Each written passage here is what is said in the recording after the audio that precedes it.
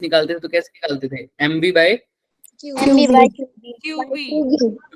और time period का formula क्या होता था? 2 पाई qb। और फ्रीक्वेंसी का फॉर्मूला क्या हो जाता था?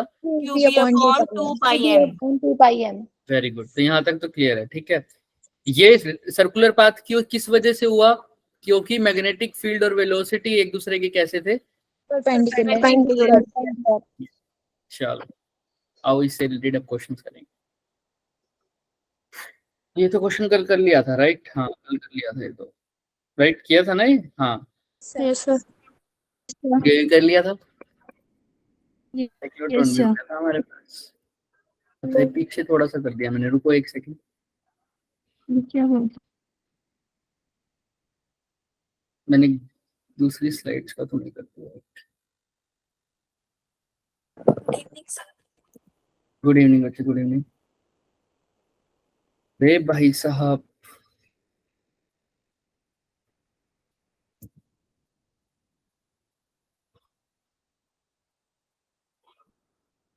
सर आप फिर से उड़ गए आज। क्या उठ गया? अभी मैंने इतने सारे क्वेश्चंस डाले थे, वही देख रहा था कहाँ ये देख मिल गए।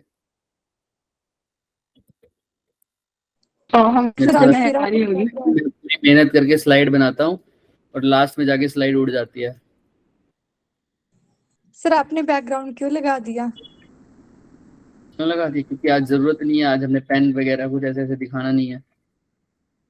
सर ऐसा लग रहा है कि हाथ से उड़ते उड़ते पढ़ा रहे हो। जिस दिन जरूरत थी उस दिन हटा दिया है। अब देखो हमने तुमसे बात की थी कि अगर दो चार्ज पार्टिकल को डिफरेंट वेलोसिटी से फेंकेंगे तो किसका टाइम पीरियड ज्यादा होगा? सेम होगा, क्योंकि वो वेलोसिटी पे डिपेंड नहीं करता। और इसका रीजन ये था कि जिसको ज्यादा वेलोसिटी से फेंकोगे वो ज्यादा रेडियस कवर करेगा। ठीक है। तो आप पहला क्वेश्चन देखो इसके ऊपर। A beam of proton and alpha particles, क्या क्या है सर? एक तो प्रोटॉन है और एक अल्फा पार्टिकल है। सक्सेसिवली एक्सेलरेटेड इन अ साइक्लोट्रॉन, एक बार प्रोटॉन को घुमाया, एक बार किसको घुमाया? अल्फा पार्टिकल को घुमाया। तुमको बताना है दोनों के लिए ratio of the normal magnetic field to be applied for the cyclotron so that the proton and alpha particle have the same period of rotation. मतलब इसका टाइम पीरियड भी टी है और इसका टाइम पीरियड भी क्या है बच्चों? टी है। तुमको फिर निकालना क्या है कि किस, अगर इनका टाइम पीरियड सेम हो तो इसका अगर मैग्नेटिक फील्ड, जिसमें इसको मैग्नेटिक फील्ड में रखा हुआ है वो B1 है बच्चे, और अल्फा पार्टिकल को कितना मैग्नेटिक फील्ड में रखा हुआ है? B2। तुमको बताना है B1 और B2 की रेशियो क्या हो कि इन दोनों का जो टाइम पीरियड है वो क्या रहे? सेम। ठीक है, बताओ सर कैसे निकालोगे? थोड़ा सा दिमाग लगाओ पहले तो। सर टाइम पीरियड सेम रखना है तो टाइम पीरियड का फॉर्मूला लगा देते हैं, बताओ क्या होता है? 2πm/qb।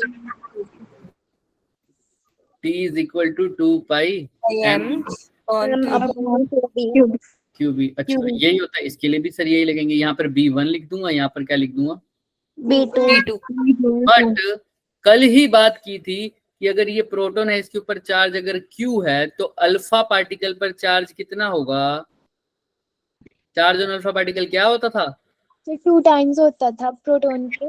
2 टाइम्स ऑफ, हाँ अल्फा प्रोटॉन के 2 टाइम्स होता है, यानी 2Q हो जाएगा। क्लियर है? अगर प्रोटॉन का मास बच्चे m है तो 4 टाइम्स ऑफ प्रोटॉन मास हो जाता वेरी है। गुड। तो इसका क्या हो जाएगा बच्चों? 4 टाइम्स। क्लियर है क्या?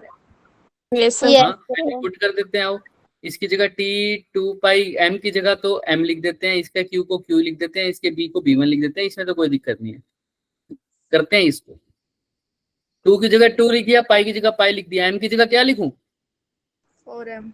4m। 4m। Q की जगह Q की जगह क्या लिखूं? 2Q। 2Q B2। क्लियर है क्या? यस। ये मान लो T ऑफ प्रोटॉन, ये मान लो T ऑफ अल्फा पार्टिकल। तो कर दो एक बार दोनों को डिवाइड और बताओ क्या आएगा? TP/T अल्फा करके बताना किसका पूछा है? Proton and alpha particle. हाँ TP/T अल्फा ही पूछा है। कर दो।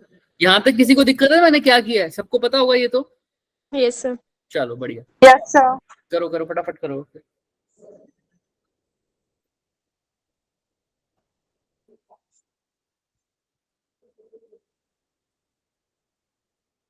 ये वाले फिल्टर ऐसे लगता है जिसने अभी पोचा मारा हो स्क्रीन पे, है ना, साफ साफ, हाँ सर।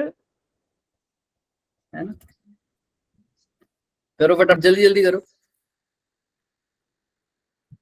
2 पाई से 2 पाई कट गया, एम कट गया, क्यू से क्यू कट गया, तो बताओ B1 by P by T alpha क्या है।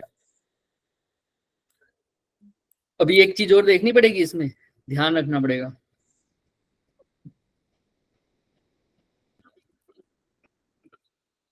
या इसको और भी आसान कर सकते हो, इसने बोला टाइम पीरियड दोनों का ठीक सेम है, तो टीपी किसकी इक्वल हो जाएगा, टी अल्फा के। तो अगर ये दोनों आपस में इक्वल है तो ये दोनों भी आपस में क्या होंगे, इक्वल।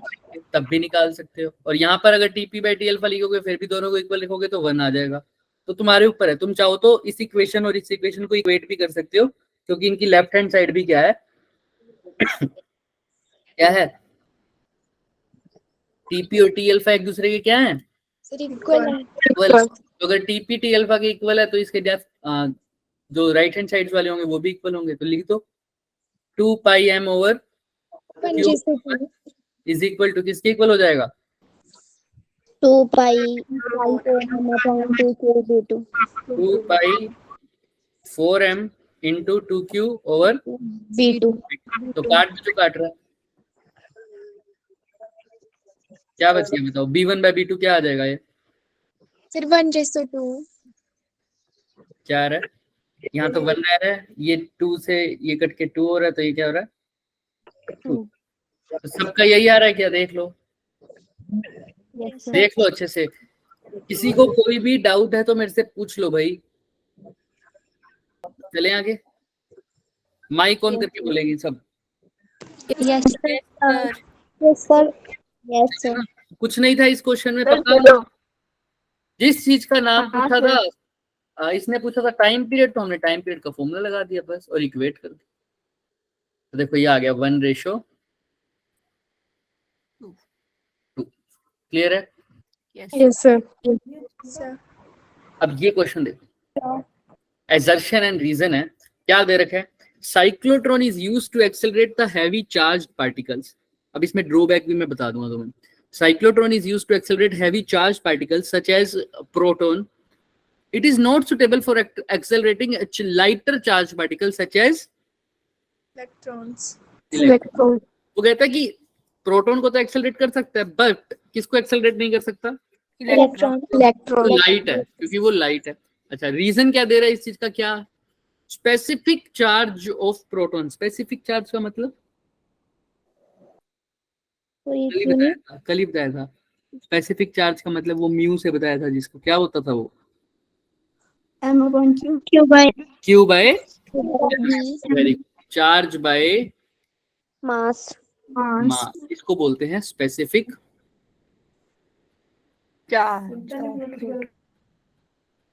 चलो, तो बता रहा है कि स्पेसिफिक चार्ज प्रोटॉन का क्या होता है, म्यू ऑफ प्रोटॉन क्या है, ज्यादा है किससे, म्यू ऑफ इलेक्ट्रॉन।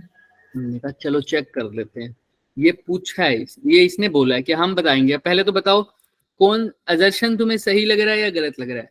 क्या साइक्लोट्रॉन प्रोटॉन को एक्सेलरेट कर सकता है, इलेक्ट्रॉन को नहीं कर पाएगा, क्या बताओ।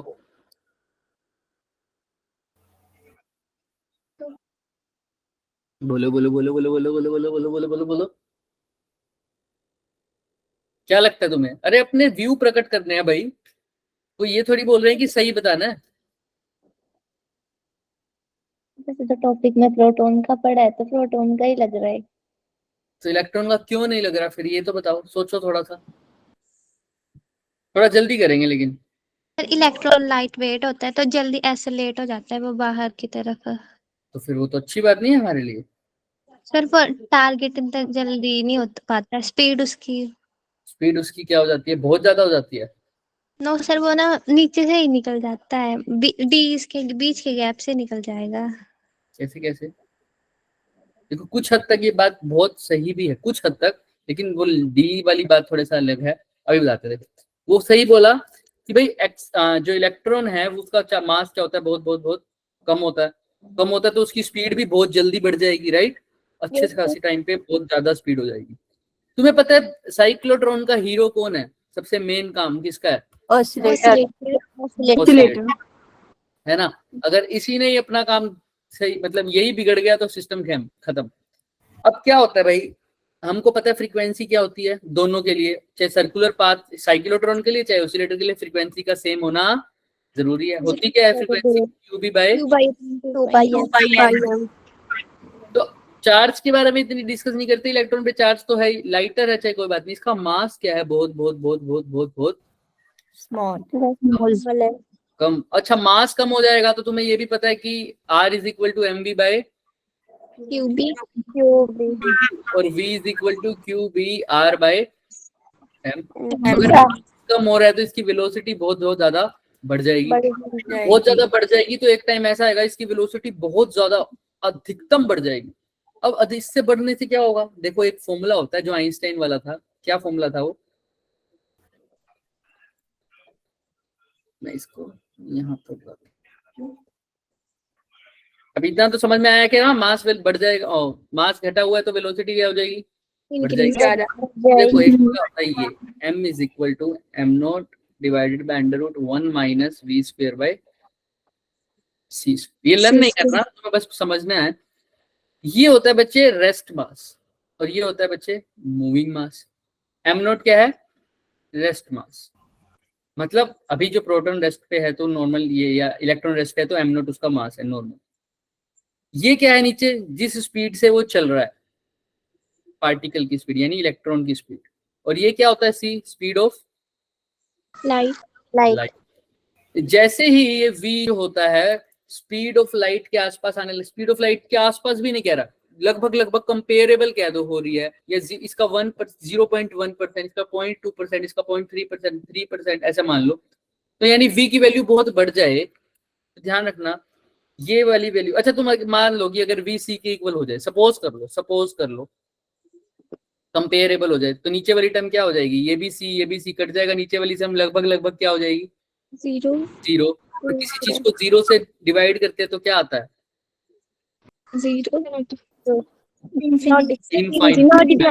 इनफाइनाइट। ये है मूविंग मास, m की वैल्यू लगभग क्या हो जाती, इनफाइनाइट।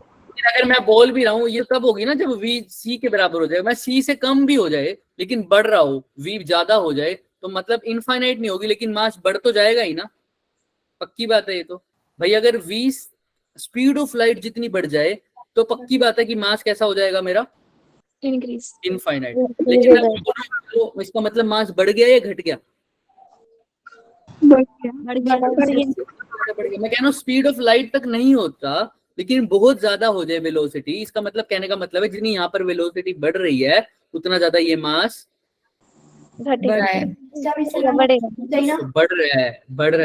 क्या हो रहा है, बढ़ रहा है। यहाँ पे माइनस का ऑपरेशन भी है और डिवाइड का ऑपरेशन भी है, तो इसलिए डायरेक्टली इनवर्सली प्रोपोर्शनल ना देखो इसको। अभी हमने कैलकुलेट करके देखा, जब v को सबसे ज्यादा मैक्सिमम वेलोसिटी यानी स्पीड ऑफ लाइट दे दी तो मास क्या हो गया, बढ़ गया या घट गया, इनफाइनाइट हो गया, मतलब बढ़ गया। इनफाइनाइट मास, वेलोसिटी बहुत ज्यादा नहीं बढ़ी, थोड़ी सी भी बढ़ रही है तो मास क्या हो रहा है, बढ़ रहा है सर। ये तो पता है कि मास बढ़ रहा है, तो इसी केस में मूविंग मास बढ़ रहा है। तो अगर इलेक्ट्रॉन की स्पीड बहुत ज्यादा हो जाए तो उसका मास भी क्या होने लग जाएगा, बढ़ने लग जाएगा। और इलेक्ट्रॉन की अगर मास बढ़ने लग गया तो तुम्हें पता है फ्रीक्वेंसी का फॉर्मूला क्या था, QB ओवर 2 by m. और अगर मास बढ़ गया तो फ्रीक्वेंसी क्या हो जाएगी, कम हो जाएगी।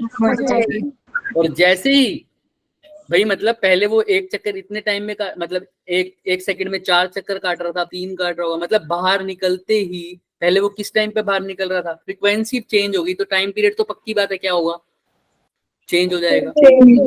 अब फ्रीक्वेंसी चेंज हो गई, टाइम पीरियड चेंज हो गया, मतलब पहले जैसे वो बाहर निकलते ही निकल रहा था जिस टाइम पे, क्या अभी भी उसी टाइम पे बाहर निकलेगा डी से, लेकिन ऑसिलेटर को तो हमने वैसे ही सेट किया हुआ है ना कि इस टाइम पर ये बाहर निकल जाएगा, तुम अपनी पोलैरिटी को क्या कर लो, चेंज कर लो। अब क्या हुआ, ऑसिलेटर को खबर ही नहीं है, वो तो भाई जितना टाइम पीरियड उसके ऊपर सेट कर रखा था उसने तो अपना क्या कर दिया, टर्मिनल को चेंज करना स्टार्ट कर दिया। उसको पता है कि भाई इतने टाइम में बाहर निकलेगा, मैं क्या करूंगा, पोलैरिटी को रिवर्स करता रहूंगा। वो तो अपने सही टाइम पे कर रहा है जितना हमने उसको फिक्स किया है। लेकिन एक्सेलरेट होते होते इलेक्ट्रॉन की वेलोसिटी इतनी बढ़ गई कि उसका मास भी बढ़ने लग गया। मास बढ़ने लग गया तो उसकी फ्रीक्वेंसी क्या हो गई, डिक्रीज होने लगी। डिक्रीज होने लग गई। इसका मतलब अभी इलेक्ट्रॉन तो बाहर निकला नहीं, लेकिन ऑसिलेटर ने अपने टर्मिनल को क्या कर दिया, Decrease। चेंज कर दिया। या इलेक्ट्रॉन बाहर निकल गया और टर्मिनल अभी तक चेंज नहीं नहीं हुआ। तो क्या इलेक्ट्रॉन एक्सेलरेट हो पाएगा? भाई इलेक्ट्रॉन एक्सेलरेट करने के लिए क्या चाहिए था, जब इलेक्ट्रॉन बाहर निकले, जब उसी टाइम ऑसिलेटर भी चेंज हो। बट क्या हो गया, इलेक्ट्रॉन के मास के बढ़ने के कारण इसकी फ्रीक्वेंसी क्या हो गई, बदल गई। अब फ्रीक्वेंसी बदल गई, लेकिन ऑसिलेटर की फ्रीक्वेंसी तो क्या है, पहले जैसी है। भाई फ्रीक्वेंसी किसकी बदली है अभी, किसकी? हाँ जोर से बोलो, किसकी बदली है? पार्टिकल की। पार्टिकल की, यानी इलेक्ट्रॉन की। अब इलेक्ट्रॉन की तो फ्रीक्वेंसी बदल गई, लेकिन ऑसिलेटर की फ्रीक्वेंसी बदली क्या? No sir. नहीं।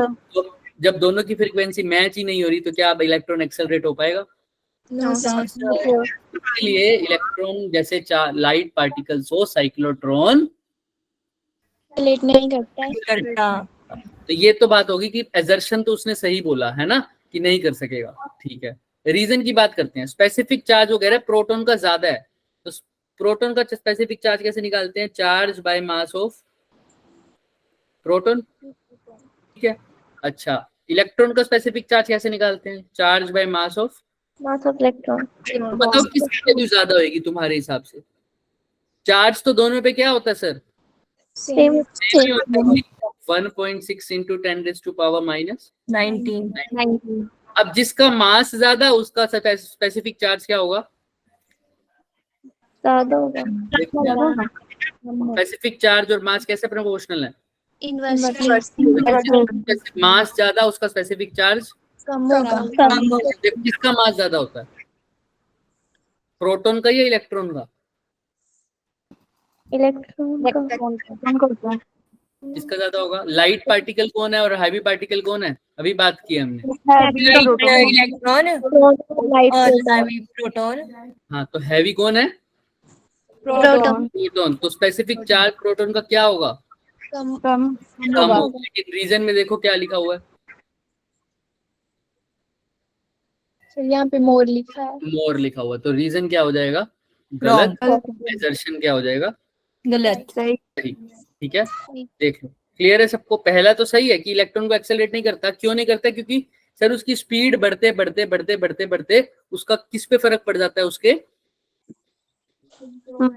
मास पे। उसका मास बढ़ जाता है। मास बढ़ते ही उसकी फ्रीक्वेंसी क्या हो जाती है? चेंज हो जाती है। फ्रीक्वेंसी चेंज होगी, लेकिन हमारा ऑसिलेटर की फ्रीक्वेंसी चेंज नहीं होती। कोई इलाज नहीं है, कर सकते हैं, लेकिन इसके लिए एक नई डिवाइस है, सिंक्रोट्रॉन। क्या बोलते हैं उसको? सिंक्रोट्रॉन। भाई तुम खुद बताओ इसको सोल्व कैसे कर सकते हैं? भाई अगर क्या करें, अगर इलेक्ट्रॉन को एक्सेलरेट करना है तो किसको चेंज करना पड़ेगा, किसको बदलना पड़ेगा? क्या चीज चेंज होनी पड़ेगी? भाई इलेक्ट्रॉन एक्सेलरेट क्यों नहीं हो पा रहा है? क्योंकि दोनों की फ्रीक्वेंसी मैच नहीं हो रही। तो अगर एक्सेलरेट करना है तो क्या करना पड़ेगा? दोनों को फ्रीक्वेंसी मैच कर रही है, वो भी रोटेशन के बीच में। और ये कैसे कर सकते हैं सर? हमने कहा फ्रीक्वेंसी देखो ध्यान से, चार्ज तो वही रहा क्या प्रोटॉन इलेक्ट्रॉन का? हाँ, मैग्नेटिक फील्ड की बारे में बात नहीं करता, 2 भी वही है, पाई भी वही है। मैं अब अगर फ्रीक्वेंसी बढ़ गई, ध्यान से सुनना, मास बढ़ गया तो फ्रीक्वेंसी क्या हो जाएगी? कम हो जाएगी। इलेक्ट्रॉन पहले जितने चक्कर लगा रहा था 1 सेकंड में, उतने नहीं लगाएगा, उससे क्या लगाएगा? कम लगाएगा। तो फ्रीक्वेंसी कम हो गई, लेकिन ऑसिलेटर की फ्रीक्वेंसी अभी क्या है? सेम है। मतलब अब पहले दोनों की इक्वल थी, पहले दोनों की क्या थी? इक्वल थी। इलेक्ट्रॉन की फ्रीक्वेंसी क्या हो गई? कम हो गई। तो अगर इलेक्ट्रॉन को एक्सेलरेट, माइक को करो। अब अगर इलेक्ट्रॉन को एक्सेलरेट करवाना है तो ऑसिलेटर को भी अपनी फ्रीक्वेंसी क्या करनी पड़ेगी? तो अगर ऐसी डिवाइस अगर मेरी जो फ्रीक्वेंसी को कम कर देती है, उसको बोलते हैं सिंक्रोट्रॉन, आइसो सिंक्रोट्रॉन भी बोलते हैं, अभी दिखाऊंगा वो। ठीक है, या दूसरा तरीका क्या है, मैं फ्रीक्वेंसी तो ऑसिलेटर की क्या रखूं? सेम रखूं। क्या कम कर दूं? देखो उस इक्वेशन में देखो, मास तो इलेक्ट्रॉन का चेंज कर ही नहीं सकता मैं, अपने आप हो रहा हो। तो इक्वेशन में देखो, फ्रीक्वेंसी वाले में, फ्रीक्वेंसी वाले में देखो क्या चीज चेंज कर सकता हूँ? मेरे हाथ में क्या है? Speed of particle. मेरे हाथ में नहीं है, वो साइक्लोट्रॉन के हाथ, मतलब वो तो डिवाइस हाथ में है। फ्रीक्वेंसी वाले फॉर्मूले में देखो ना, एक तो हमने फ्रीक्वेंसी कम कर दी, अगर मैं कह रहा हूँ फ्रीक्वेंसी सेम रखूं तो क्या क्या चेंज कर सकता हूँ उसके अलावा? चार्ज। ना, बिना फ्रीक्वेंसी चेंज करे भी फ्रीक्वेंसी पे फर्क पड़ रहा है। देखो फ्रीक्वेंसी के फॉर्मूले को देखो, चार्ज तो इलेक्ट्रॉन का सेम ही रहेगा ना, मैं चेंज नहीं कर सकता। Magnetic field. हाँ, क्या आएगा सर? Magnetic field. मैं कहता हूँ इसको सेम रहने दो, इसको क्या कर दो, मैग्नेटिक फील्ड को कम कर दो, तब भी तो क्या हो जाएगी, चेंज हो जाएगी, तब फ्रीक्वेंसी चेंज हो जाएगी। समझ में आ रहा है क्या? यस या तो फ्रीक्वेंसी चेंज कर दो ऑसिलेटर की, या तुम मैग्नेटिक फील्ड को क्या कर दो, कम कर दो। तो ये दो इलाज है हमारे पास अगर मेरे को इलेक्ट्रॉन को एक्सेलरेट करवाना है, लेकिन साइक्लोट्रॉन एक्सेलरेट नहीं कर पाएगा। नहीं करता। तो समझ में आ रहा है क्यों नहीं कर पा रहा है, ये भी समझ में आ रहा है। मास बढ़ जाता है, फ्रीक्वेंसी कम हो जाती है, तो इसका इलाज क्या है? फ्रीक्वेंसी कम हो रही है तो या तो ऑसिलेटर को कह दो भाई तू भी फ्रीक्वेंसी को क्या कर दे, कम कम कर दे, या तुम क्या कर दो, किसको कम कर दो, मैग्नेटिक। देख लो एक बारी, जैसे ये देखो, पढ़ो।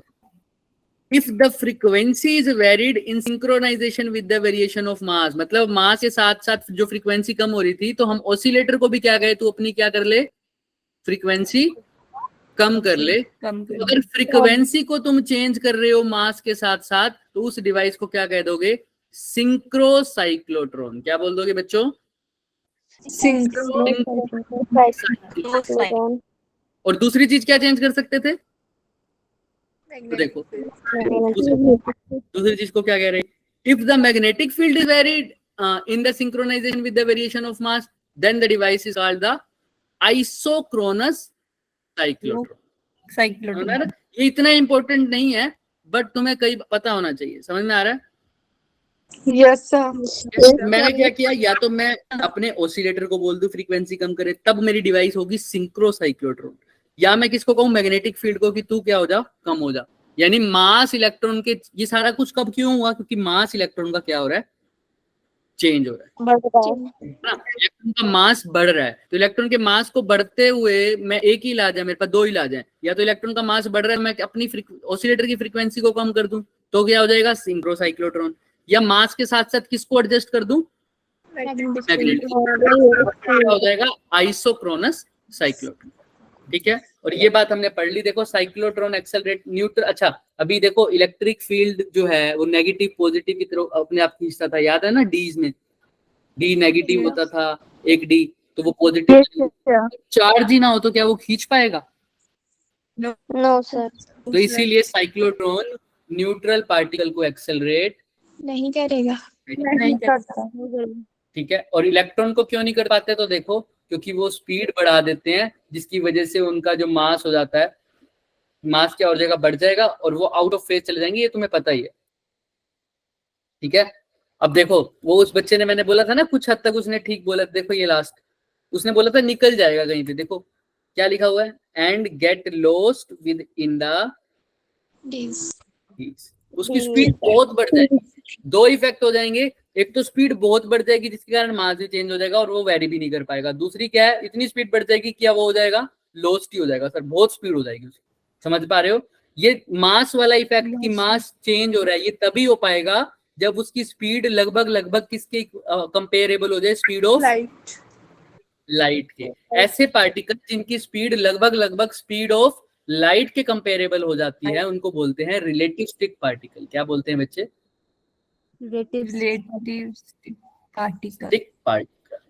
ठीक है, इसलिए इसको रिलेटिव स्टिक प्रिंसिपल, इस फॉर्मूले को रिलेटिव स्टिक प्रिंसिपल में ही यूज किया जाता है। लेकिन हमने फिलहाल इतनी नहीं करनी, तुम्हें रीजन पता होना चाहिए। समझ में आ गया ना इलेक्ट्रॉन का? ठीक कर सकते हैं, और दोनों डिवाइस का नाम भी बता दिया, सिंक्रोट्रॉन और आइसोक्रोनस साइक्लोट्रॉन। समझ में आ रहा है?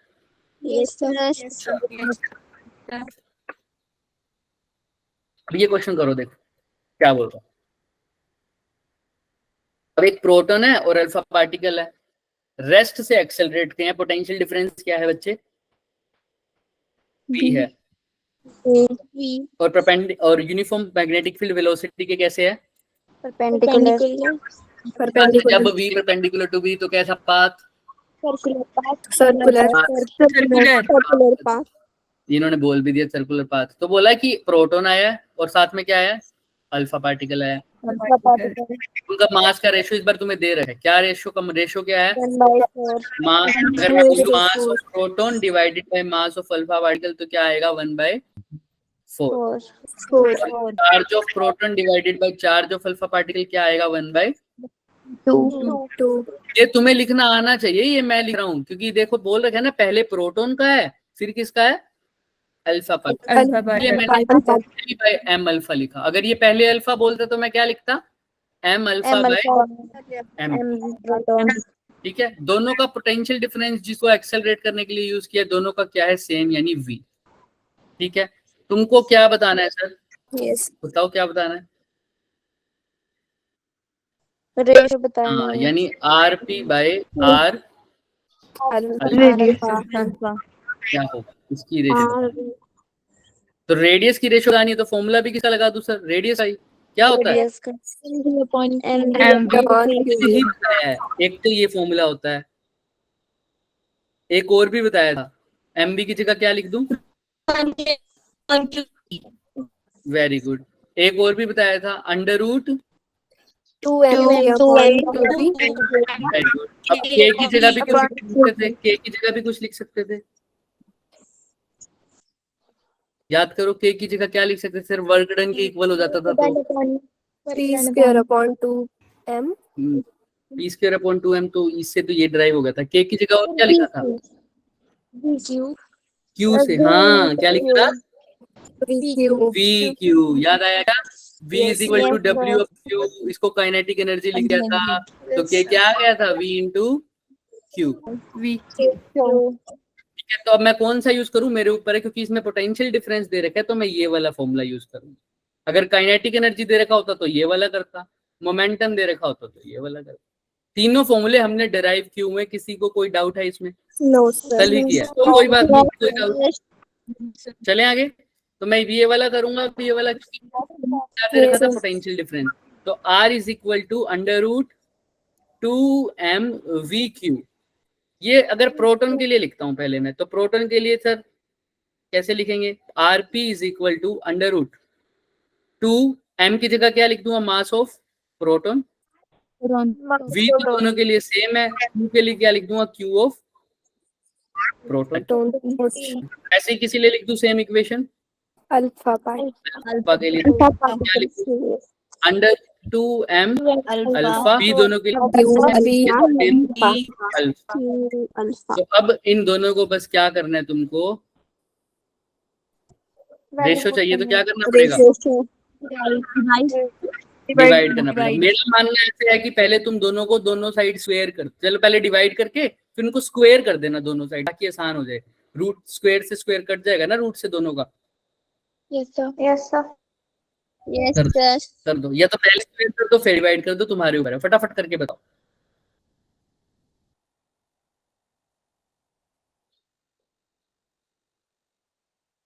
मैं इससे आगे करेंगे, जल्दी जल्दी बताओ।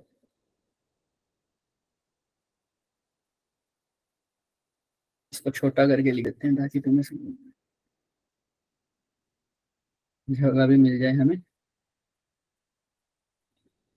p M P by M alpha 1/4 qp by q alpha. आगे का पार्ट यहाँ से करते हैं।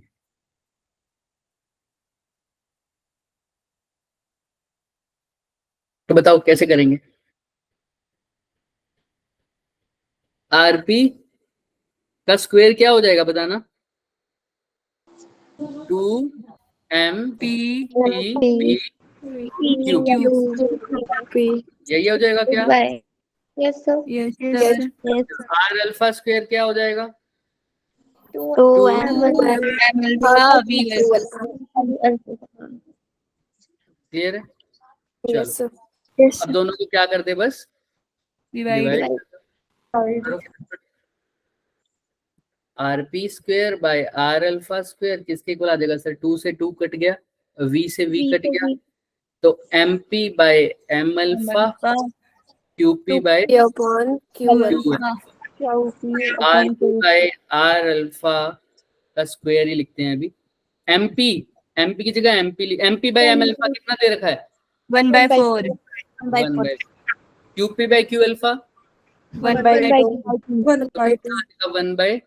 1/8, लेकिन ये आएगा RP square by R alpha का स्क्वायर। अगर आरपी बाय अल्फा निकालना है तो उस साइड क्या चला जाएगा, रूट, राइट भैया। मैंने तो आरपी बाय आर अल्फा निकालना है, तो स्क्वायर है तो रूट निकालूंगा तो कैसे निकलेगा, यहाँ पर लिख रहा हूँ। रूट क्या आ जाएगा बताओ, आरपी बाय आर अल्फा। 1 का रूट कितना होता है, 1 ही होता है। 8 का रूट क्या होता है, 2√2 अब यहाँ फंसोगे। देखो चलो चलो करो करो करो फटाफट, एक बार देखते फिर बताएंगे। करो। सर 2√2 तो बोला। अब 2√2 तो दिखेगा ही नहीं तुम्हें, दिख रहा है? अच्छा क्वेश्चन, No, अच्छा sir. No sir, no sir, एक चीज वही देखो ध्यान से। रैशनलाइज कर देंगे। ना ना ना, ध्यान से ऊपर आ देखो। जाएगा। क्या कह रहे हो, समझ नहीं आई मुझे, दोबारा बोलो। सर कौन है? किसी ने कुछ बोला है अभी अभी। दीपिका ने आपने। बोला है। अरे सर कोई बात मैंने नहीं, बोला ना तो कोई बात नहीं, थोड़े छोटे छोटे जो क्वेश्चंस करने हैं हमने आज, थोड़ा करो फटाफट, ट्राई करो इसको, इसके बाद देखेंगे कहाँ दिक्कत हो रही है। मेरे को साफ साफ दिख रही है दिक्कत, तुम देखो। रुक जाओ सर। अभी नहीं बोलना, हम कर रहे हैं। हाँ करो करो बिल्कुल करो।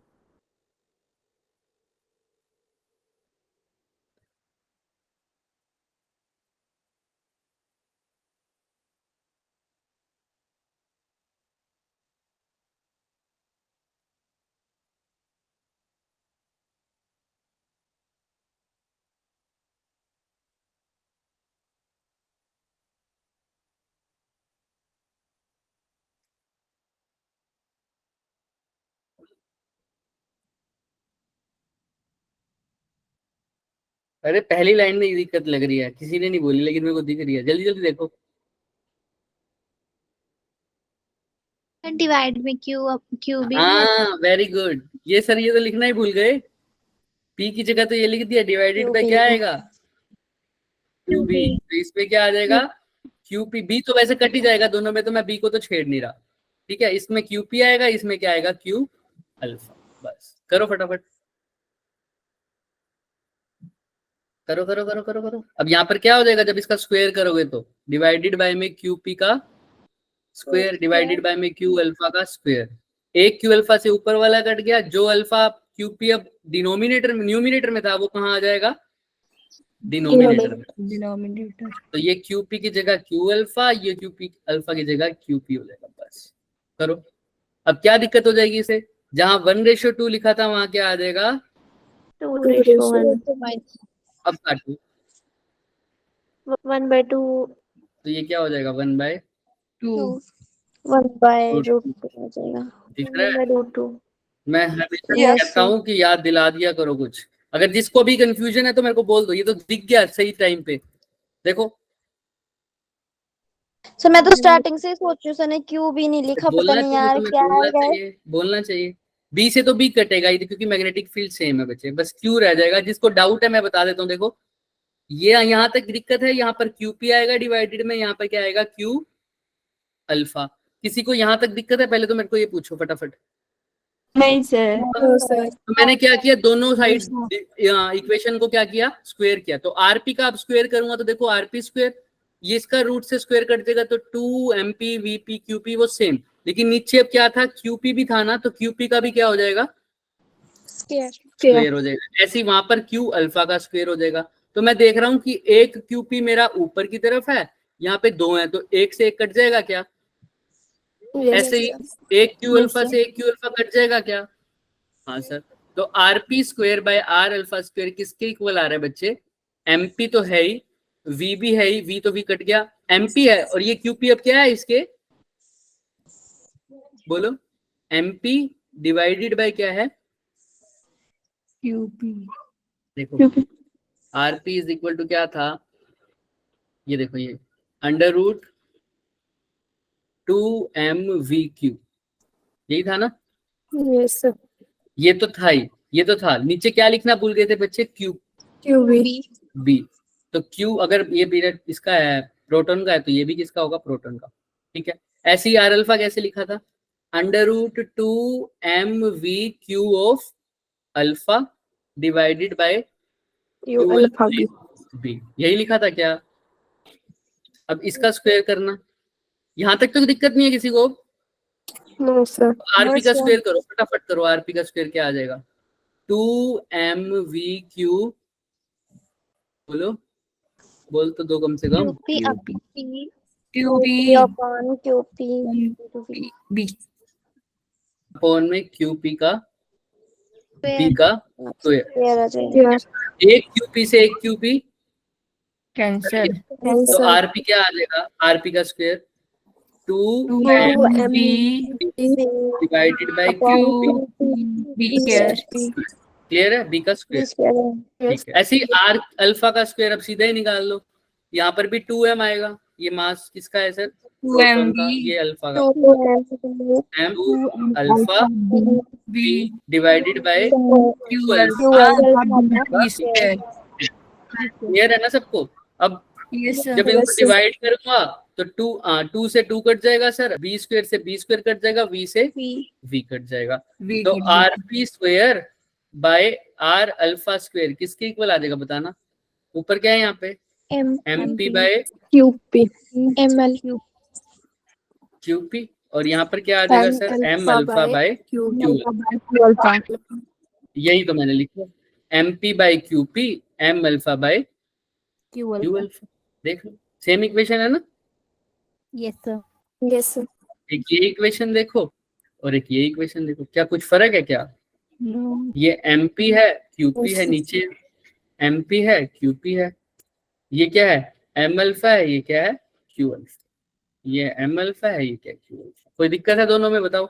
अब तो वैल्यूज पुट No, करनी है, sir. बस कर लेंगे अब तो, जिसको डाउट था Yes, पूरा करा दिया, डन, चले Yes, sir. चलो।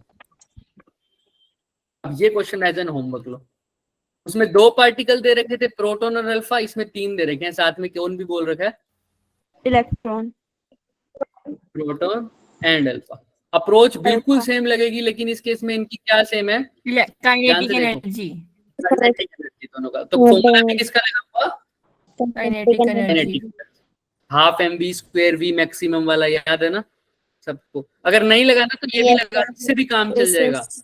आर और आर के और काइनेटिक एनर्जी के बीच में भी अभी रिलेशन पढ़ के आए हैं, √2 A upon QB. अल्फा के लिए सब कुछ अल्फा का लिखोगे, और प्रोटॉन के लिए सब कुछ क्या लिखोगे, Proton. प्रोटॉन का लिखोगे, और मैग्नेटिक उसके लिए, इलेक्ट्रॉन के लिए सब कुछ इलेक्ट्रॉन का, इलेक्ट्रॉन और फिर अपने आप कंपेयर करके देखोगे, कर लोगे क्या ट्राई, Yes, sir. ये आंसर दे रखे वैसे देख लेना, चेक कर लेना। एक ये क्वेश्चन है, ये अभी करेंगे, ये वाला भी होमवर्क है वैसे, ट्राई करके आना, इसका हिंट भी नहीं दूंगा मैं, और ये इंपॉर्टेंट क्वेश्चन है बच्चे, हिंट क्यों नहीं इसका हिंट दे देंगे तो काम ही खत्म हो जाएगा, ऐसा पता लग जाएगा, ठीक है। बस इसमें ये याद रखना मैग्नेटिक फील्ड कहाँ है, बहुत आसान क्वेश्चन है लेकिन एक बार सोचना पड़ेगा, ठीक है। Yes, sir. हाँ, अब ये बताओ, अब यहाँ से हमारा नेक्स्ट कुछ कंसेप्ट शुरू हो रहा है, आज हम सारा कुछ क्वेश्चंस की फॉर्म में करेंगे। अभी तक किसी को किसी भी चीज में कोई डाउट है तो पूछो। साइक्लोट्रॉन का जो मैंने बताया, अगर डिफरेंट पार्टिकल्स को अगर मैं भेज दूं, सब कर लोगे क्या, कैसे उसकी Yes, काइनेटिक एनर्जी रिलेट करेगी, Yes, कैसे उसका रेडियस रिलेट करेगा, कैसे उसकी वेलोसिटी, कैसे उसका टाइम पीरियड, ठीक है। और लिमिटेशन ऑफ साइक्लोट्रॉन समझ में आया, साइक्लोट्रॉन किस किस को एक्सेलरेट नहीं कर पाता, समझ में Yes, आया। और अगर उसको करवाना है तो Yes, नई sir. डिवाइस यूज करनी पड़ेगी, उसके अंदर क्या क्या वेरी करना पड़ेगा, ये भी समझ में आया। कौन सी 2 चीजें वेरी कर सकते हैं, magnetic field and frequency, clear है। चलो अब यहां से स्टार्ट देखो, पार्टिकल जब मैग्नेटिक फील्ड में होता है तो क्या पाथ फॉलो कर सकता है, सर्कल क्या वो स्ट्रेट लाइन फॉलो कर सकता है क्या, नो सर सोचो। सर्कुलर सर्कुलर करता है ना सर्कल नीचे पढ़ो भी सही बच्चे। हाँ the question has multiple correct options हाँ, तो ऐसे नहीं लाया ये क्वेश्चन। देखो स्ट्रेट लाइन कैसे, मतलब स्ट्रेट लाइन का मतलब समझ रहे हो कि सीधा चला जाए, इधर उधर डिफ्लेक्ट ना करे। क्या ऐसा पॉसिबल है? बताया था, शुरू में ही बताया था। नहीं, फॉर्मूला क्या होता है? F is equal to Q V B. Yes तो मतलब कभी फोर्स ना लगे, ना इधर ना इधर, तो क्या कब हो सकता है ऐसा? जब थीटा 0 वेरी गुड, जब थीटा क्या हो जाए? जीरो। जीरो हो जाए, तो कोई ना इधर जाएगा ना इधर जाएगा, सीधा निकल जाएगा। तो स्ट्रेट लाइन तो पॉसिबल है सर्कुलर पॉसिबल है क्या? Yes sir. कब कब कब? परपेंडिकुलर हो जब मैग्नेटिक नहीं, सर्कुलर, ये स्ट्रेट लाइन। तो ये भी ठीक है। पैराबोला तो नहीं पढ़ा ना अभी तक?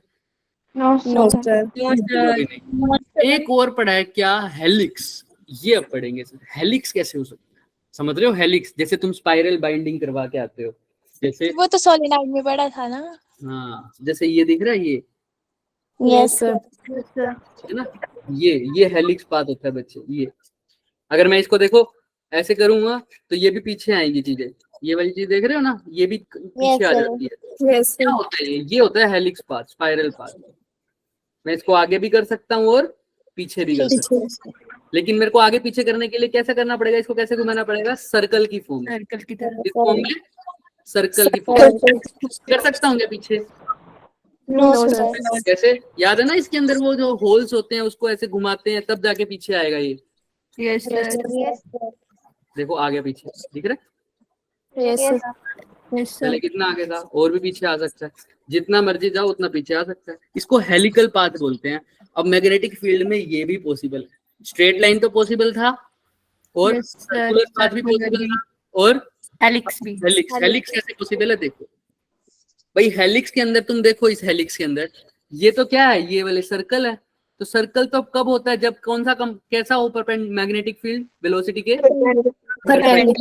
यानी ये सर्कल में घूमने के लिए तो कौन सा वेलोसिटी होगी? परपेंडिकुलर वेलोसिटी होगी 100%, है ना? Yes, लेकिन ये सर्कल के साथ साथ देखो, मैं इसको घुमा तो ऐसा रहा हूं, तो लेकिन जा ये आगे और पीछे रहा है। तो मैं घुमा तो सर्कुलर रहा हूं, लेकिन ये मोशन कौन सी एक्सिस पे कर रहा है? एक्स एक्सिस पे, यानी आगे और पीछे। ऐसे ही मोशन को बोलते हैं पिच। क्या बोलते हैं? पिच। अभी बताते हैं कैसे। तो देखो, जब थीटा 0 हुआ तो स्ट्रेट लाइन, 90 हुआ तो सर्कुलर। जब थीटा ना 0 हो ना 90 हो, सिर्फ थीटा थीटा ही हो, ना 0 हो ना 90 हो, तब पाथ कैसा होता है? होगा कैसे? अब वो देखो, ये दिख रहा है क्या? ये देखो भाई, स्पाइरल वाली बाइंडिंग दिख रही है ये, यस सर। है ना? ये अभी समझ में आएगा पूरा डायग्राम। यहां देखो तुम सर, अगर ये मैग्नेटिक फील्ड है, ठीक है, और इसी डायरेक्शन में अगर चार्ज पार्टिकल फेंक दूं तो पार्टिकल कैसा चला जाएगा? Straight line. अगर पार्टिकल को ऐसे फेंक दूं तो कैसा चलेगा? यानी कौन सा पाथ फॉलो करेगा? सर्कुलर। ये तो सबको समझ में आती है बात, राइट? ठीक है। अब ना मैं ये फेंक रहा हूं ना ये फेंक रहा हूं, इनके बीच में कोई एंगल, मैग्नेटिक फील्ड तो वैसा ही है, लेकिन मैं वेलोसिटी कैसे दे रहा हूं बच्चे? ऐसे दिख रहा है? यस सर किसी एक एंगल थीटा पर थीटा पर। तो अब इसके दो कंपोनेंट नहीं होंगे क्या? एक को क्या बोलूंगा? पैरेलल। एक तो होगा इस डायरेक्शन में, इसको क्या बोल दूं? वी। पैरेलल वाला cos थीटा भी बोलते हो। Very good. क्या बोल दोगे? वी। एक क्या हो जाएगा सर इसका? साइन थीटा यानी कौन सा कंपोनेंट? और साइन थीटा। अब मेरे को बताओ, कौन सा इसको पैरेलल वो सर्कल में घुमाएगा? V sine theta V sine. Simple सी बात है सर, सर्कल में तो वी साइन थीटा घुमाएगा। अगर मेरे को रेडियस का फॉर्मूला बनाना हो तो मैं कौन सी वेलोसिटी को यूज करूंगा? वी कोस थीटा या वी साइन थीटा? तो अभी तक फॉर्मूला पढ़ते थे R is equal to mv by QB, क्योंकि उस टाइम तुम वेलोसिटी देते ही परपेंडिकुलर में थे, उसका मैग्नीट्यूड होता था v। लेकिन अब वेलोसिटी का मैग्नीट्यूड क्या है? वी साइन थीटा तो हेलिकल पाथ में जो सर्कल बनेगा उसका जो रेडियस होगा, ये जो रेडियस होगा ये क्या होगा सर? एम वी साथ में क्या है Sin साइन theta By क्योंकि वेलोसिटी के दो कंपोनेंट है और जो सर्कल में घुमा रहा है वो कौन सा कंपोनेंट है, सिर्फ और सिर्फ sign V sin theta. theta. वाला, इसलिए एम वी साइन थीटा। और इसको मैं और अच्छे से लिखूं तो R is equal to M V कौन सा कंपोनेंट, परपेंडिकुलर अपॉन में क्यूबिक, क्योंकि कई बार ये थीटा यहाँ से ना देके वर्टिकल से दे देता तब थोड़ा सा चेंज हो जाता, लेकिन हम देखेंगे कैसे, वो बात की बात है। लेकिन ये क्लियर हुआ क्या, सर्कल किस वजह Yes, से बना? चलो। अब दूसरी बात आती है, सर ये दूसरा कंपोनेंट क्या करेगा, वी कोस थीटा। सर अब इतना तो समझ में आता है कि मैग्नेटिक फील्ड वाली फोर्स कभी भी स्पीड को बढ़ा घटा नहीं सर. नहीं सकती, नहीं सकते। लेकिन अभी ये वेलोसिटी तो मिल रही है कौन सी डायरेक्शन में, एक्स डायरेक्शन में। अब वेलोसिटी एक्स डायरेक्शन में तो एक्स डायरेक्शन में मोशन हो रहा है, यानी अब पार्टिकल चल तो सर्कल में रहा है लेकिन जा कैसे रहा है, उसका नेट मोशन कहाँ हो रहा है, एक्स में। बिल्कुल ऐसे कि पार्टिकल को मैं घुमा तो कैसे रहा हूँ, सर्कल में, लेकिन देखो इसको यहाँ से देखो पीछे दिख रहा है क्या, कैसे जाएगा, Yes. ये धीरे धीरे कहाँ जा रहा है, देखो आगे जा रहा है क्या, Yes sir. लुप्त हो गया। लुप्त हो गया क्या, Yes sir. सर हो रहा है लुप्त।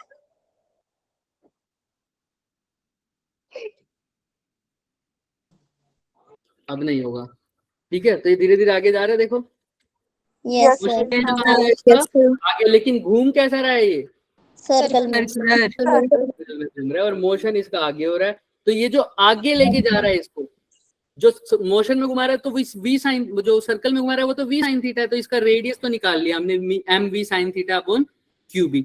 बट अब आगे जो लेके जा रहा है वो कौन सा कंपोनेंट होगा, क्या वी साइन थीटा होगा क्या, देखो ध्यान से, Cos theta. V cos theta. V cos theta. Cos theta. तो इसी को आगे को जाने को बोलते हैं पिच वाला, वो कैसे बताएंगे, पिच को भी बताते हैं, लेकिन आगे कौन लेके जा रहा है, V cos theta. V cos theta. तो वो लेके जाएगा वी कोस थीटा, जो ट्रांसलेशन मोशन बोलते हैं इसको, लीनियर, ठीक है। तो इसको बोलते हैं पिच। पिच क्या होता है सर, कि भाई ये जो मैंने मेरे एक सर्कल ने, जब मैंने इसको आगे किया, मेरे एक सर्कल ने हॉरिजॉन्टली जब पूरा ट्रेवल किया, एक सर्कल पहले यहाँ था, इसने ऐसे बना के आगे कब तक पहुंचा, वो एक सर्कल ने कितना हॉरिजॉन्टल डिस्टेंस ट्रेवल किया, उसको क्या बोलते हैं बच्चे, क्या बोलते हैं, पिच। मैंने तो एक सर्कल ने तो हॉरिजॉन्टल कितना ट्रेवल किया, तो अभी कैसे निकालूंगा, ट्रेवल कितना किया, पिच मतलब डिस्टेंस है, तो डिस्टेंस का फॉर्मूला क्या होता है, स्पीड का क्या होता है, डिस्टेंस बाय टाइम। डिस्टेंस का क्या हो जाएगा, Displacement. By time. तो स्पीड कौन सी लूंगा, V V Cos theta. Cos theta. और जाहिर सी बात है बच्चों कि मैं कितने टाइम की बात कर रहा हूँ भाई, मेरे को, मैं तो सर्कल में घुमा रहा हूँ ना, तो एक सर्कल जितने में बनने में टाइम लगेगा, है ना, एक सर्कल उतना ही टाइम पीरियड में देखूं कि कितना मोशन हुआ, एक सर्कल बना, एक सर्कल कितने टाइम पीरियड में बनता है, T is equal to 2 pi M upon M QV. अब यहाँ पर देखो, जब v के कंपोनेंट चाहे v साइन थीटा हो गया, पहले सिर्फ v था, अब v साइन थीटा हो गया, तो रेडियस पे तो फर्क पड़ा लेकिन टाइम पीरियड पे कोई फर्क नहीं पड़ा। रेडियस तो पहले mv बाई क्यू भी था, अब क्या हो गया था, mv B sin theta. अभी भी यही था, अभी भी यही है, क्यों,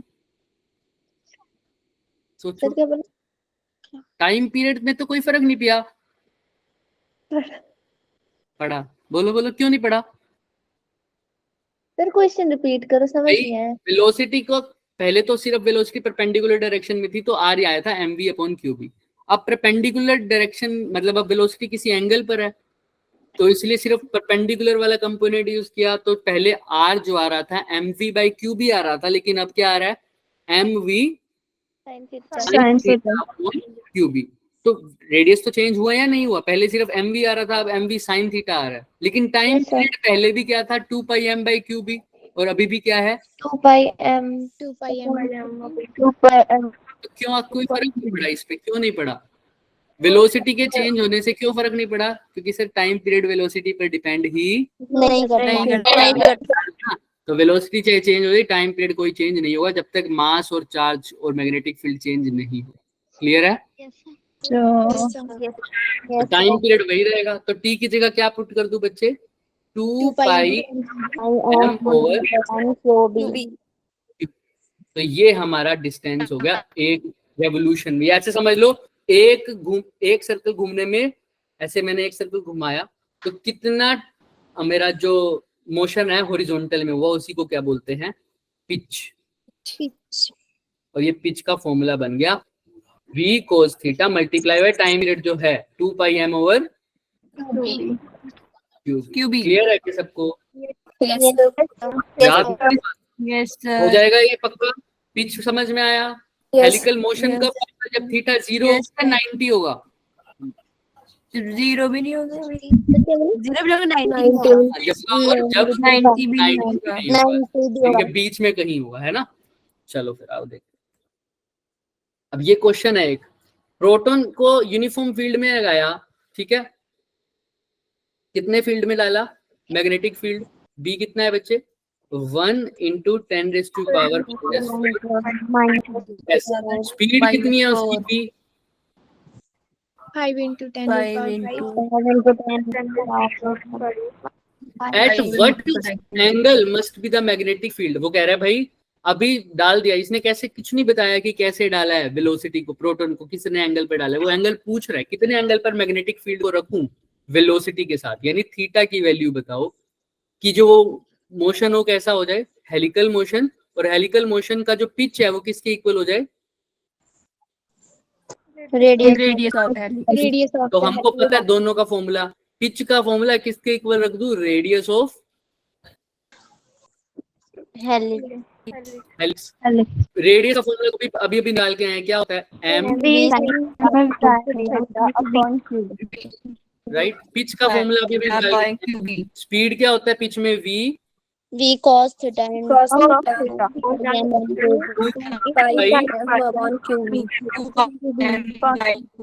ठीक है, तो क्यूबी से क्यूबी तो मर गया, बी से बी गया, एम से एम गया, तो साइन थीटा यहाँ है, कोस थीटा उधर ले आओ, तो क्या बन जाएगा ये, sine by cos, tan theta tan theta is equal to 2 pi, और थीटा क्या हो जाएगा, टेंजेंट इनवर्स 2 pi। क्लियर है क्या? आसान था, सिंपल। इसमें सिर्फ यही दिमाग रखना था कि पिच होता क्या है और कैसा करना। क्लियर है पक्का? Yes sir. हैंड रेस दो और मुंह से बोलो कि हाँ सर क्लियर है, और जिसको डाउट है वो हैंड रेस हाँ कर दो सर क्लियर है। चलो बढ़िया। अब ये लगभग आते हैं बच्चे 80 के आसपास, 81 के करीब, वो तुम्हें गिवन होगा क्वेश्चन में, वो उसका फिक्र मत करो। लेकिन मैं क्या बताना चाह रहा हूँ इस क्वेश्चन से, वो देखो ये आया लगभग यही आया क्या हमारा 2 पाई, यस सर। ये 81 के आसपास आया है। अब ये चीज पढ़नी जरूरी है, अगर ये एंगल क्या होता बच्चे, सिर्फ और सिर्फ 0 डिग्री होता, क्या होता, 0 डिग्री। समझो, अगर ये एंगल 0 डिग्री होता तो बताओ, जब एंगल 0 डिग्री होता तो पार्टिकल कैसा निकल जाता है, बिल्कुल straight line स्ट्रेट लाइन। देखो, only parallel velocity would occur and the helix would not form because there will be no circular motion, और पार्टिकल कैसा चला जाता, straight. If this angle were 90, अगर सिर्फ 90 डिग्री होता तो कैसा फॉर्म होता, सिर्फ एक सर्कुलर सर्कुलर, तो फिर आगे ना बढ़ पाता, तब भी हेलिक्स नहीं होता, नहीं बन पाता। क्लियर है, तब भी हेलिक्स नहीं बन पाता, नहीं बन तो देयर पाता। विल बी नो, ठीक है, तो सिर्फ सर्कुलर मोशन होगा उस केस में। तो याद है ना, तो यहाँ तो ये 0 डिग्री के इक्वल होना चाहिए, ना ये 90 डिग्री के इक्वल होना चाहिए, इसलिए आंसर 81 के आसपास आया। क्लियर है? Yes sir. यस चलो यस सर। ऐसा ही क्वेश्चन, अब एक ये क्वेश्चन है, लास्ट है, इसके बाद छुट्टी कर रहे हैं, ठीक है। इसमें लास्ट कंसेप्ट है, ठीक है, लास्ट कंसेप्ट है, ये बहुत इंपॉर्टेंट है। अब मैं क्या चाहता हूं बच्चे, इस क्वेश्चन को पढ़ो एक बार। इलेक्ट्रॉन कैसा मूव कर रहा है, एक्स डायरेक्शन में, यानी इस डायरेक्शन में, पॉजिटिव एक्सेलरेशन में, वेलोसिटी इसकी दे रखी है, कुछ भी अभी देख लेंगे। इलेक्ट्रिक फील्ड कहाँ है, वाई डायरेक्शन वाई डायरेक्शन में। तुमको बताना है कि मैं मैग्नेटिक फील्ड कौन सी डायरेक्शन में और कितने मैग्नीट्यूड का करूं कि जो मेरा पार्टिकल है वो एक्स डायरेक्शन में ही चल रहा रहे, एक्स डायरेक्शन में चले। एक्स डायरेक्शन में ही चल रहा है और एक्स डायरेक्शन में ही चलता रहे, और फिर भी मैग्नेटिक फील्ड भी लगानी है। एक ऑप्शन तो ये हो सकता था कि मैं मैग्नेटिक फील्ड को कैसे लगा दूं, उसे बिल्कुल वेलोसिटी के पैरेलल, बट ऑप्शन में देखो कि एक्स एक्सिस एक्स डायरेक्शन दे रखा है क्या? नो सर नहीं देते। तो पक्का जेड डायरेक्शन में ही देना, यानी परपेंडिकुलर, और फिर भी पार्टिकल कैसा चलता रहे, स्ट्रेट लाइन में चलता रहे, बिना डिफ्लेक्ट हुए चलता रहे। और देखो जेड डायरेक्शन मतलब एक्स के परपेंडिकुलर, यानी मैग्नेटिक फील्ड तुमने लगाई भी कैसे है, वेलोसिटी के परपेंडिकुलर। तो देखो एक तो बना, अब तुम्हें पता है जब मैग्नेटिक फील्ड वेलोसिटी के परपेंडिकुलर रहेगा तो पाथ कैसा होना चाहिए था, सर्कुलर। लेकिन सर्कुलर नहीं होना चाहिए, ये कैसा चलना चाहिए, स्ट्रेट लाइन, सीधा चलना चाहिए। ये कैसे पॉसिबल होगा, समझ रहे हो कि भाई पहले तो मेरे को पता है कि पैरेलल तो लगा दूंगा तो चला जाएगा, लेकिन परपेंडिकुलर लगाना, लेकिन फिर भी उसको सर्कुलर फॉर्म में नहीं घूमना, वो कैसा निकल जाए, सीधा निकल जाए।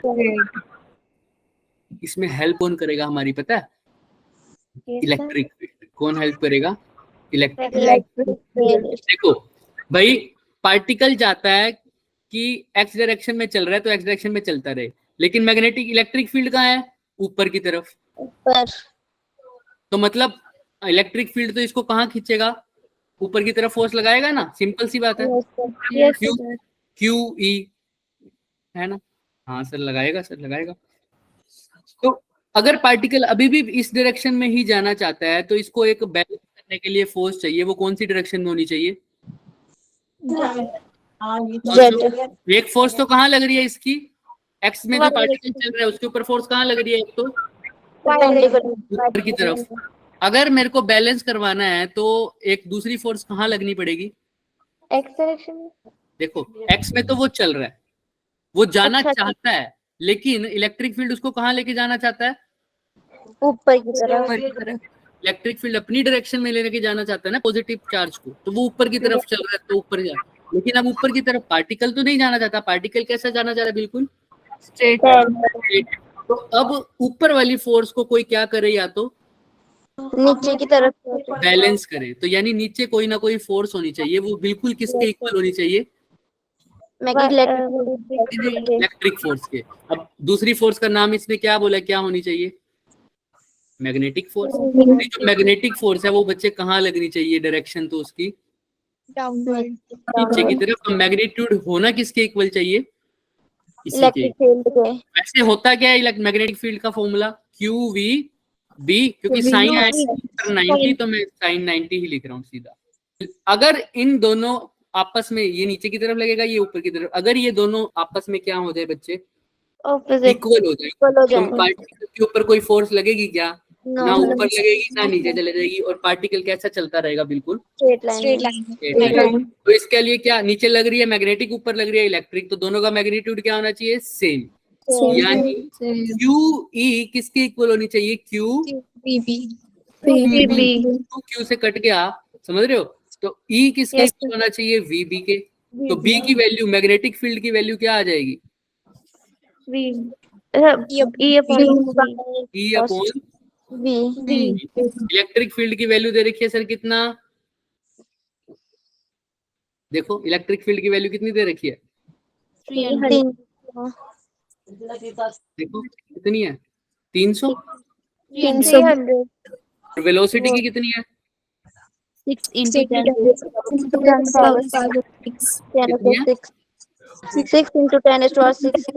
10 6 into 10 to power 6 कर दो, सोल्व करना, फटाफट करो, ये कितना कर देगा सर, 50 आ जाएगा क्या, यस यानी 50 into 10 raised to power -6 तो करो ये, लेकिन कुछ सेंटीमीटर में भी गिवन होगा, ये सेंटीमीटर में है, देखो 300 पर सेंटीमीटर है, तो पर सेंटीमीटर करने के लिए क्या करना पड़ेगा, multiply by 300 volt divided by centimetre है, सेंटीमीटर को मीटर में बदलूंगा तो क्या करूंगा, 1/100 ऊपर आ जाएगा, तो मल्टीप्लाई बाय 100 करना पड़ेगा, तो मल्टीप्लाई बाय 100 करूंगा तो ये देखो 6 तो पहले ही था, इसके मल्टीप्लाई बाय 100 भी कर दो तो कितना हो जाएगा 50 into 10 raise to power minus का 4 यानी 5 into 10 raise to power minus 5 three.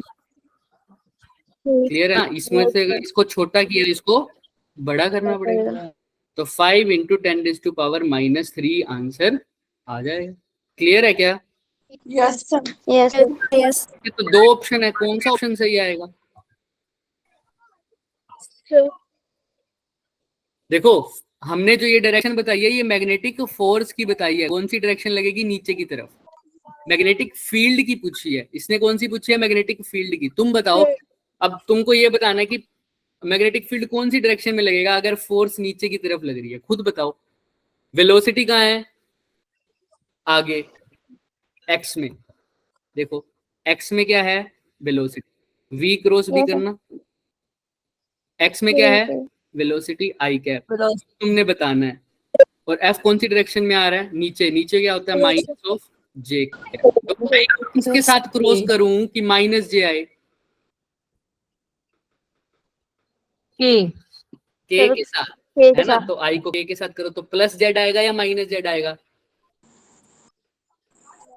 तुमने प्लस के साथ क्रॉस किया या माइनस के साथ किया? देखो आई को किसके साथ क्रॉस किया? अभी तुमने बताया किसके साथ किया? प्लस के। तो कौन सा आएगा? प्लस जेड या minus Z? Minus Z minus Z तो आंसर आ रहा है। तुमने क्रॉस इसके साथ किया आई को के साथ ना, तो के मतलब पॉजिटिव है।